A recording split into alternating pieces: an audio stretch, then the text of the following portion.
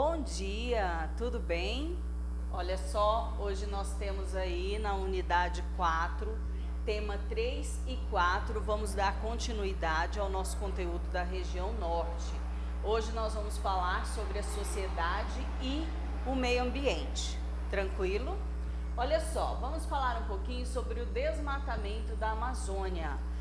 Apesar de toda essa pandemia que está acontecendo, né? Quem assiste jornal está vendo que é um comentário que está aí quase todos os dias falando dessa questão do desmatamento, né, da Amazônia, que vem crescendo cada vez mais, e isso é algo que está preocupando muito. Então, assim, vamos ver um pouquinho sobre isso. Olha só, nos últimos 50 anos, a floresta perdeu cerca de 20% da sua área original, o que corresponde a uma porção 3 vezes maior do que o estado de São Paulo. Quando a gente fala assim, né, em 50 anos perdeu 20%, a gente pensa que é uma área pequena, mas não é. Olha só, o equivalente a 3 vezes, né, o estado de São Paulo. Então, ou seja, é um espaço muito grande, é uma perca muito grande. A floresta amazônica, ela se destaca pelo número de espécies animais e vegetais que ela abriga. Então, ou seja, é uma riqueza muito grande, é uma biodiversidade gigantesca que se encontra aí ameaçada, né, pela exploração predatória, que acarreta uma série de problemas sociais que atingem as populações tradicionais e indígenas que sobrevivem de recursos da floresta. Eles são dessa região, eles nasceram, eles são acostumados, né, a um modo de vida diferente das outras regiões. Uma série de medidas tem sido tomada para evitar o avanço do desmatamento na Amazônia, como, por exemplo, uma fiscalização mais rigorosa. Mas conforme eu falei com vocês, gente, vamos imaginar, né, o tamanho da região. É muito grande, então, ou seja, nessa questão da fiscalização é muito difícil. Por quê? Por conta, né, do número de gente que precisa trabalhar, que precisa estar ali empenhado nessa fiscalização. Eles utilizam muito esse monitoramento, né, da floresta através dos satélites, que ajuda bastante, e eles conseguem ali, né, estar observando, mas nem sempre, conforme eu falei com vocês, tem aí um contingente de pessoas o suficiente para estar trabalhando. E essas medidas não têm sido, né, suficientes para conter essa devastação da mata que acontece aí cada vez mais e de uma forma mais agressiva, pois nem sempre as leis são cumpridas de forma eficaz, né? Se essas leis fossem mais duras com essas pessoas, talvez nós teríamos um resultado maior, né?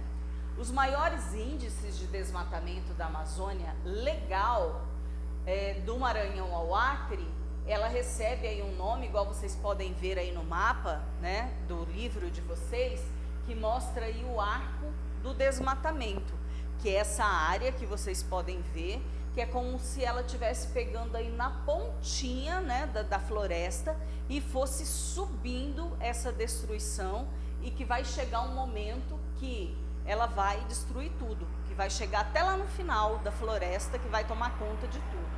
Então, esse espaço aí, né, entre o Maranhão e o Acre, que vocês podem ver aí no mapa, ele é chamado de arco do desmatamento. A extração de madeira. Bom, é comum a gente ver aquelas cenas em que tem aquele monte de madeira boiando na água dos rios e que eles vão deixando essa madeira e descendo aí rio abaixo, né, vamos dizer assim, para ser levada e vendida aí clandestinamente. Para explorar madeiras, os madeireiros precisam de licença do IBAMA. Nem todos têm, né? Aliás, a maioria não tem. Então, o que acontece? Até a década de 80, a exploração de madeira se concentrava em áreas próximas das rodovias e também aos rios, porque era muito mais fácil o escoamento dessa madeira. Só que o que acontece? Essa atividade passou a ocorrer em áreas cada vez mais no interior da floresta. Eles foram abrindo estradas clandestinas, né, para os madeireiros irem chegando até o tipo de madeira que eles querem vender, que tem um valor maior, e eles foram devastando, foram tirando e abrindo essas estradas, e com isso foi intensificando a questão da extração de madeira. Nós temos aí a expansão agropecuária, né? Porque o que acontece? Parte da floresta, ela já foi devastada para abrir espaço para as atividades agropecuárias, principalmente para os pastos destinados à criação extensiva de gado. Então, ou seja, eles tiram a floresta para eles poderem plantar ali o capim e aquela área ficar totalmente destinada à criação de gado. E aí o que acontece? O solo da Amazônia, ele é um solo pobre, né? Eu já comentei isso, mas eu vou falar mais uma vez. É a própria floresta que produz o adubo natural dela. Por isso que ela está ali sempre linda e maravilhosa. Então o que acontece? Eles retiram a floresta para plantar esse capim, e aí eles começam a utilizar uma grande tecnologia para eles conseguirem avançar, né, para ter sucesso tanto na criação de gado quanto na plantação de soja, que vem aumentando cada vez mais. As queimadas, é comum a gente ver aí nessa época, né, que já tem um tempo que não chove, se eu não me engano mais de 60 dias que está sem chover aqui no DF. Então o que acontece? É comum daqui a um tempo a gente começar a ver queimadas em vários lugares, né? Então essa é uma prática que eles já fazem há muito tempo. Então olha só, a queimada é uma prática antiga e rudimentar, herdada dos indígenas, que consiste em queimar a mata propositalmente a fim de facilitar a limpeza da área para abrir um campo de cultivo ou de pastagem. Então é algo que acontece há muito tempo. Só que a maioria dessas queimadas que existem por aí, né, ela é feita assim, por pessoas que querem colocar fogo mesmo e deixar queimar, né? Então assim, são queimadas criminosas, que sai destruindo tudo, né, às vezes num local de difícil acesso, onde queima ali por vários dias. Imagina, gente, isso na floresta. Muitas vezes, quando é feito com todo cuidado, as pessoas ainda perdem o controle. Pode acontecer isso. Agora imagina a queimada criminosa, né? Que a pessoa simplesmente coloca lá o fogo, vira as costas, vai embora e deixa aquilo se alastrar numa região onde não tem ninguém para estar apagando esse fogo e que também é de difícil acesso. Então, quando eles conseguem conter essa situação, olha o tanto que já se perdeu, né, nisso tudo. E o que acontece também? Nós sabemos que essas queimadas causam aí uma grande poluição atmosférica, né? E elas contribuem também para o aumento do CO2, que vai tornando ali mais intenso o efeito estufa, e a nossa temperatura vai crescendo cada vez mais. As hidrelétricas. Bom, com o objetivo de ampliar a produção de energia no país e promover o desenvolvimento da região, nas últimas décadas foram criadas usinas hidrelétricas nos rios da bacia do Rio Amazonas, mas, entretanto, essas obras foram alvo de críticas devido aos impactos socioambientais que seriam gerados. Conforme nós já vimos sobre a região norte, é uma região de planície, e a construção de uma hidrelétrica precisa de uma reserva muito grande. Então, ou seja, vilas, né, vilarejos, cidades, aldeias indígenas são alagadas para a construção, então, de uma hidrelétrica.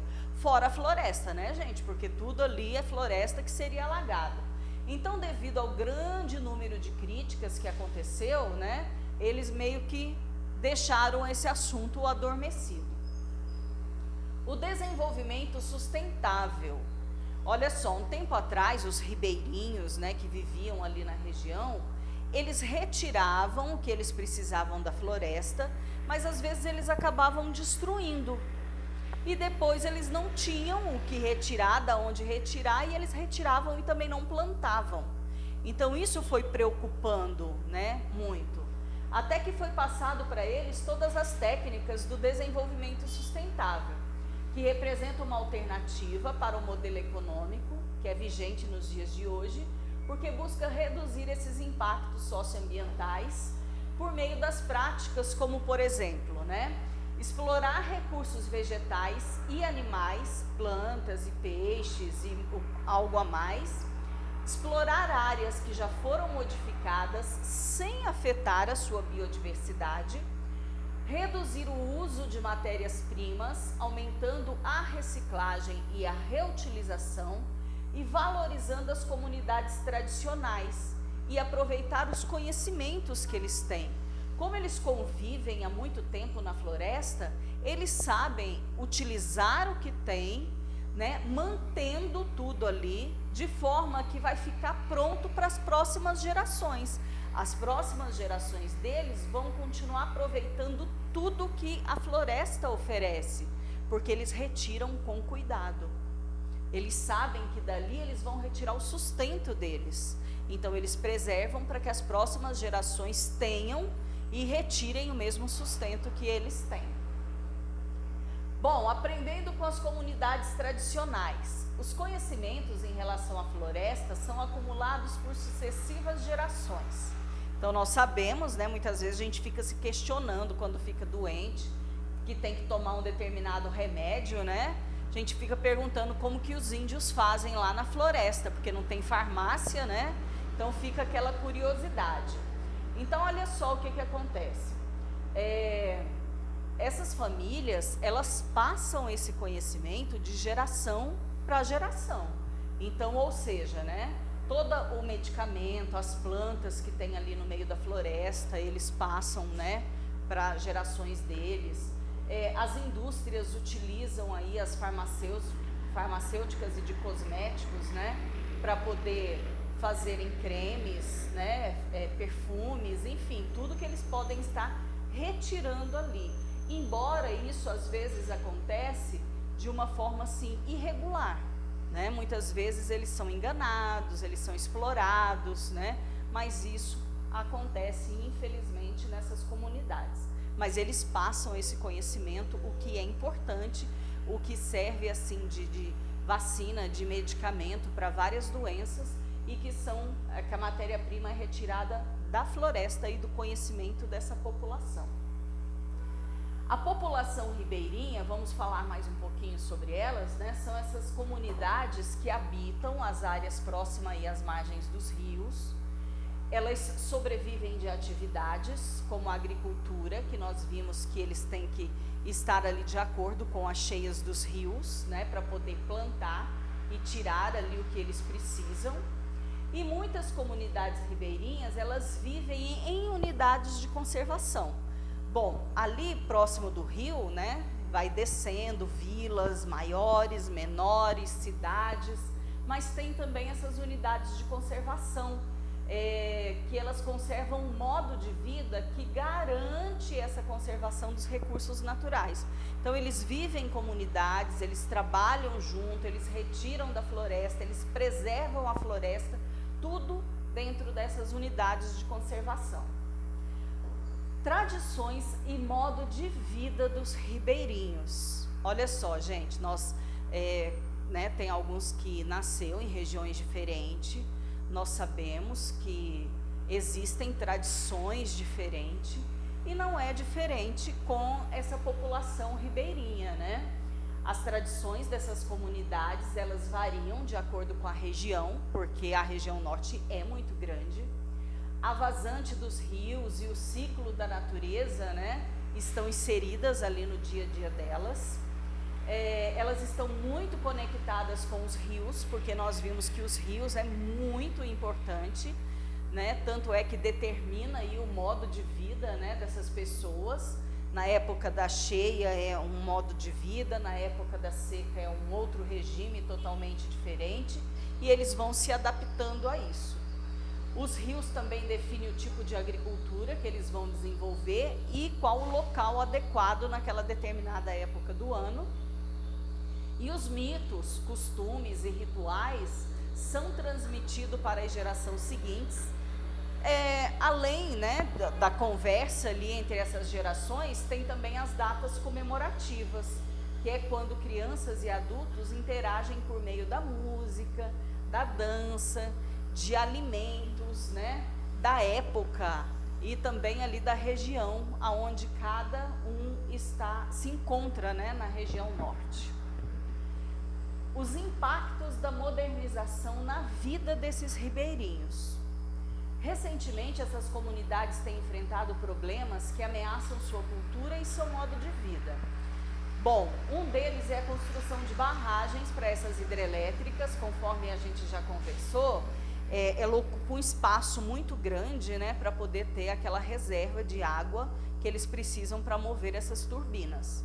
Então, por ser uma região plana, uma área muito grande é alagada, né?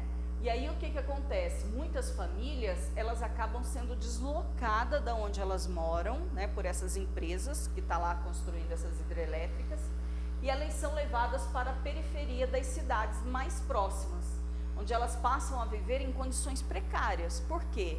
Eles são acostumados com aquele modo de vida deles ali na floresta. Então eles são levados numa região onde o ritmo de vida, o modo de vida deles vai mudar. Então, para essas pessoas é muito ruim.